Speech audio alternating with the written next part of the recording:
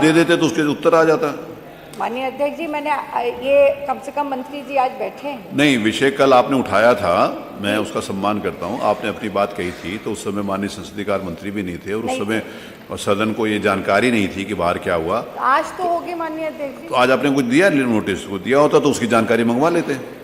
कम से कम सदन में इस बात माननीय संसदीय कार्य मंत्री जी, आप इसमें कुछ कहना चाहें तो बता दें। माननीय संसदीय कार्य मतलब कोई उसमें कोई आया नहीं, जानकारी है कि नहीं मुझे पता नहीं। अगर माननीय संसदीय कार्य मंत्री कुछ कहना चाहें तो प्लीज। को मान्यवर क्या जरूरत पड़ी थी मान्यवर ये धरना प्रदर्शन करने की? बात कौन सी ऐसी डेफिशिएंसी आ गई मान्यवर? ये मेरी समझ में नहीं आया। जो जब ये चाहती हैं तो बोल लेती हैं और जो चाहती हैं यहाँ पा जाती हैं मान्यवर। उसके बाद क्या जरूरत क्या थी मान्यवर ये प्रदर्शन धरने की? ये दुर्दशा करवाने के लिए काहे के लिए आप वहां गए हैं? माननीय अध्यक्ष जी, आज ऐसा है मान्यवर, ये अपने आप में कि अगर संसदीय कार्य मंत्री जी वित्त मंत्री जी भी हैं, जो 60-40 का रेशियो भारत सरकार ने मनरेगा में दिया है, उससे हमारा क्या मतलब? गवर्नमेंट ऑफ इंडिया में वही तो कर रहे हैं। 40% का जो इनको शेयर करना है, क्या प्रदेश सरकार जो पहले से प्रश्न लगाए सुसंगत नियमों के अंतर्गत उसका उत्तर मनरेगा के लिए दे देंगे? ये तो इनका विषय है। मैं तो ये पूछना चाहती हूँ, सुसंगत नियमों के अंतर्गत आप उसको ये तो आपके लिए लाभ की भी बात है कि कम से कम आप जो 40% पैसा अब आपको देना है, आप तैयार हैं? अगर आप तैयार हैं तो जो मनरेगा के किसान मजदूर वो यहाँ विधानसभा में पूछ लेते थे, प्रदर्शन अध्यक्ष जी तो आप सहमति दे दीजिए। अध्यक्ष जी, हम तो पूरा हाउस दुखी है, देश में माननीय अध्यक्ष, पूरा हाउस दुखी है इस बात के लिए। कांग्रेस के कार्यकर्ताओं कल जो है इनको हाउस छोड़कर नहीं जाना चाहिए था। माननीय अध्यक्ष जी, मैं तो लाठीचार्ज के विषय पे पूछ रही हूँ। आखिर हम तो शांतिपूर्वक धरना प्रदर्शन कर रहे थे और ये तो लोकतंत्र। आप तो शांतिपूर्वक, बाकी और भी तो लोग करते थे माननीय अध्यक्ष जी, ये भी करते थे, सदन के अंदर भी करते थे, सदन के बाहर भी करते थे। पर जिस तरह से आप कोई कांग्रेस से थोड़ी बैठो, या तो वहां जाते प्रदर्शन में गए थे नहीं, बच के यहाँ बैठे हुए थे। प्रदर्शन था माननीय अध्यक्ष जी, जाते तब बोलते प्रदर्शन था। अगर उस शांतिपूर्वक प्रदर्शन जिस तरह से बल प्रयोग किया गया, कितने हमारे साथी कांग्रेस कार्यकर्ता इसमें घायल हुए और कई लोगों, पूरे प्रदेश में 2 दिन से इतनी चिंतित थी सरकार कि 2 दिनों से पूरे प्रदेश के कई जिलों में कार्यकर्ताओं को हाउस अरेस्ट कर लिया गया, हमको निकलने नहीं दिया गया। कल मुझे और मेरे साथी वीरेंद्र चौधरी जी जो कि सदन के लिए आ रहे थे, उनको भी रोका। नहीं, आप आए नहीं, हम इंतजार कर रहे थे आपके। नहीं माननीय अध्यक्ष जी, रोका गया पुलिस। ये नजर आप आने के लिए कोई रोकेगा तो मैं वहां पर, किसी ने नहीं रोका। कल नजरबंद कर दिया गया था और उसके बाद क्योंकि ये इस प्रदेश के किसान और मजदूरों से जुड़ा विषय था, इसलिए हर बाधा को तोड़ करके हम कांग्रेस जन। ये कहां पर हुआ प्रदर्शन? सदन ये कहां पर हो रहा था प्रदर्शन?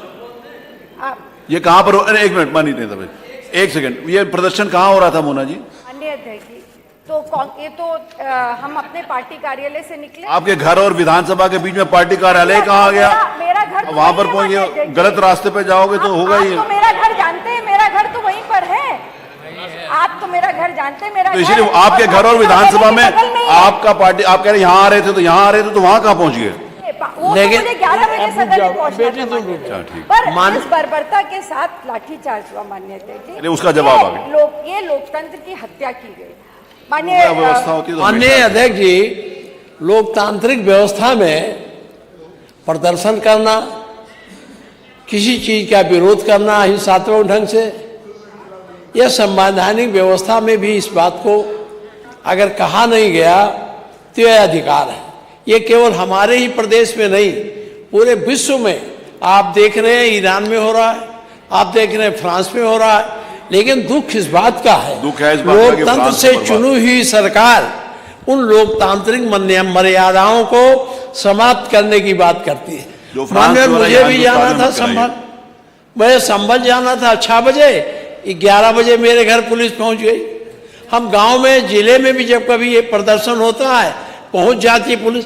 ऐसा नहीं था। इस सदन के सामने मैंने खुद कम से कम 10 बार प्रदर्शन में भाग लिया होगा, गेट के सामने आके, और प्रदर्शन होता था, बातें कही जाती थी, कोई ज्ञापन ले या ना ले, हम लोग ज्ञापन चिपका के चले जा। ये सरकार अधिनारवादी व्यवस्था की तरफ बढ़ रही है। लोकतांत्रिक प्रक्रियाओं को कमजोर करना अधिनायकवाद, तानाशाही की व्यवस्था की तरफ बढ़ने का रास्ता प्रशस्त है। मैं आपके माध्यम से कहना चाहता हूं, माननीय मंत्री जी, अच्छा ये इस कुर्सी की विशेषता है, यहाँ रहते तो कुछ बोलते हैं, वहाँ रहते तो कुछ बोलते हैं। यहाँ रहते तो रोज प्रदर्शन की बात करते थे, प्रदर्शन जरूरी है, वहाँ कहते क्यों आवश्यकता है। भाई आप विपक्ष का अधिकार है, हम अपनी बात कोई कहे तो आप सुन तो लीजिए, घर ही में क्यों पकड़ के चेचा बंद करने लगते हैं। न सुनिए, बात वहां तक जाने देते, कहीं भी जाने देते। मैं आपको बता रहा हूं, मैं 10 बार, कम से कम 10 बार राजनाथ जी के नेतृत्व में और सब बड़े नेताओं के नेतृत्व में विधानसभा के गेट पर आकर यहाँ प्रदर्शन, अब तो हजरतगंज में रोक देते। वो कैसी संस्थाएं थी, वो कैसी सरकारें थी। और ये लोकतंत्र, मैं फिर एक बार माननीय संसदीय मंत्री से कहना चाहूँगा, लोकतांत्रिक व्यवस्था को कमजोर न करो। ये जरूरी नहीं आप वहीं रहेंगे। मंत्री जी तो कह गए हैं कि रोज समाजवादी वाली आप बात करते हैं, लगता है भूत सवार हो गए, आप जाने वाले हैं, हम ही लोगों को वहाँ आना, इसीलिए आप रोज बार बार जब कोई बात होती है तो समाजवादी पार्टी ने ये किया। अरे दिया 9 साल हो गए, अब तो छोड़ो उस बात को, अपनी बात। मैं फिर आपसे निवेदन करता हूँ संसदीय कार्य मंत्री जी, इन सब पर बहुत प्रतिबंध न लगाओ। ये लोकतांत्रिक प्रक्रिया है, आप भी करते रहे, ऐसा नहीं है। आप जब थे तो आप करें तो ठीक और हम करें तो गलत। ये प्रक्रिया को कम करिए और आंदोलन करने, हाँ अगर हिंसात्मक आंदोलन हो तो आप कार्रवाई करिए, अगर हिंसात्मक नहीं हो तो क्यों कार्रवाई करते हैं। अच्छा, माननीय संसदीय कार्य मंत्री जी, जब आपने किया था तो लाठीचार्ज हुई थी कि नहीं हुई थी? अरे मैं पूछ रहा हूं भाई, मैंने कुछ बोल थोड़ी रहा हूं। माननीय अध्यक्ष जी, आपने एक बात पूछी है तो बता दे। हाँ, मैं पूछा भी, मैंने ये आज हमें सोचा नहीं है मान्यवर, जो अभी आपने उठाया विषय। हाँ। मेरे पास कोई, चूंकि आपके माध्यम से कोई नोटिस नहीं मिला था, इसलिए कोई सूचना मंगा नहीं पाए मान्यवर। लेकिन आप जब पूछ रहे हैं, मैं अपने बारे में बता दूं कि 80 से लेकर, मैं ज़्यादा समय मेरा इस विधानसभा में अपोजिशन के रूप में बीता।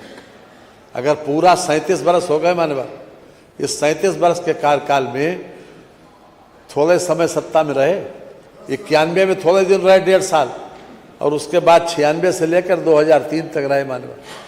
और उसके बाद इसके अलावा हमेशा जो है विपक्ष में ही रहे मान्यवर, विपक्ष में ज़्यादा रहे, 20 बरस से ज़्यादा विपक्ष में रहे, उधर बैठते रहे जहाँ बैठा ले गए थे। लेकिन हम इसलिए कह रहे हैं कि 10 वर्ष 80 से लेके जब बात आई तब इन्होंने हमें जेल दिखाई माने, खाली लाठी नहीं चलाई।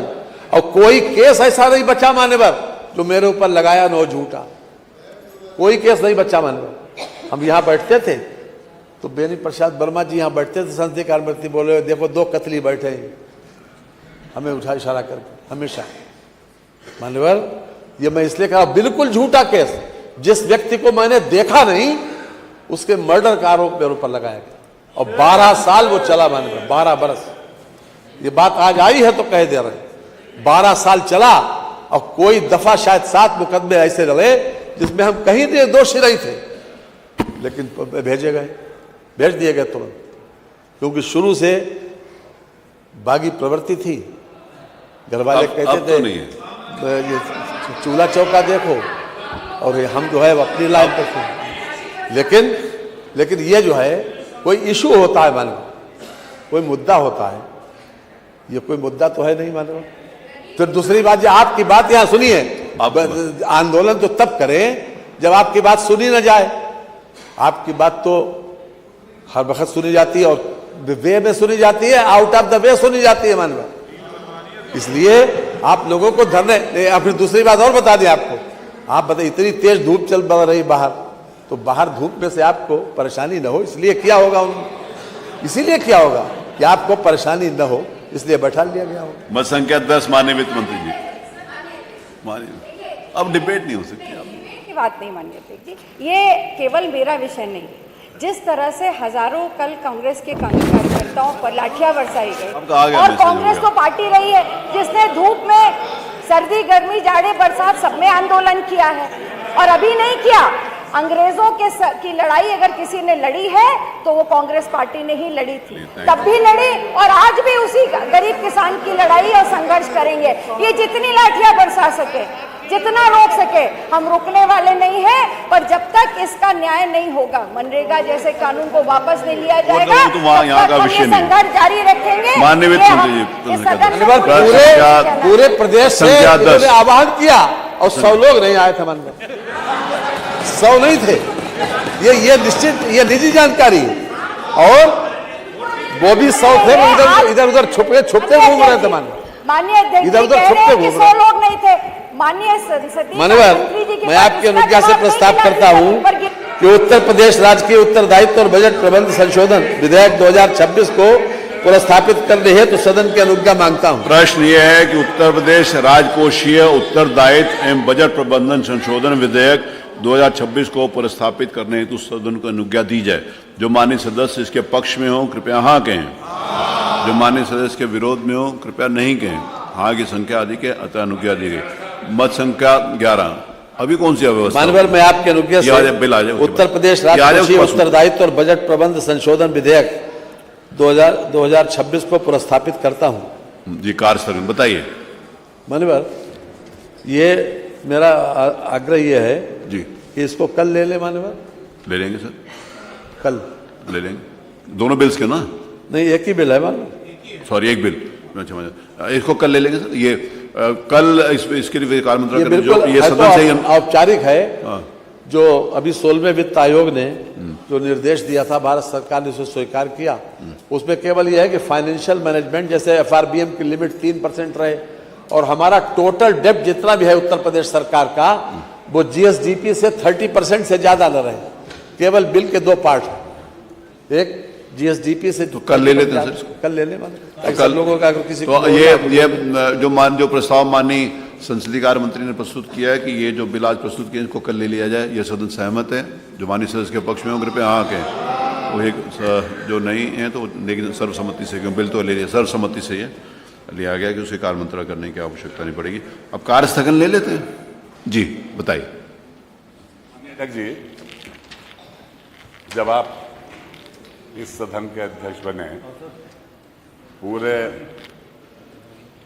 सदस्यों ने आपका सहयोग किया, समर्थन किया, निर्विरोध चुने गए और